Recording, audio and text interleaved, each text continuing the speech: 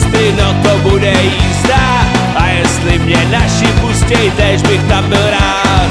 Kamarád mi vyprávěl, že v uších mu pak hvízdá a že uměj pěkně nahlas tyhle borci hrát. Ve středu mám narozky a 5 kilo máma, s radostí mi nadělí a já jí pusu dám. Teda asi moje holka mohla být s náma, pivo je však drahý, tak tam radši budu sám. V první řadě budu skákat, jo, jo, jo, v pauze půjdu na panáka, jo, jo, jo, kolem budou samý kozy, jo, jo, jo, nevrátím se vůbec, mezi na to vemte jet, 15 je mi právě teď.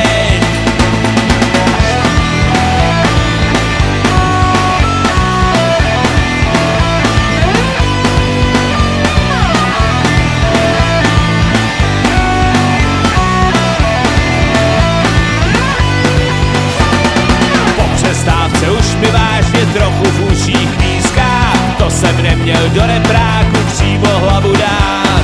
Velká žena líbá mě, však nevím, co tím získá. Po panácích a těch pivech sotva můžu stát.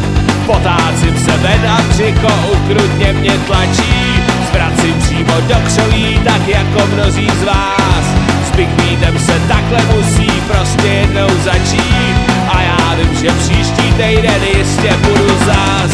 V první řadě budu skákat, jo, jo, jo, v pauze půjdu na panáka, jo, jo, jo, kolem budou samý kozy, jo, jo, jo, nevrátím se vůbec, mezi na to vemte jet, 15 je mi právě teď.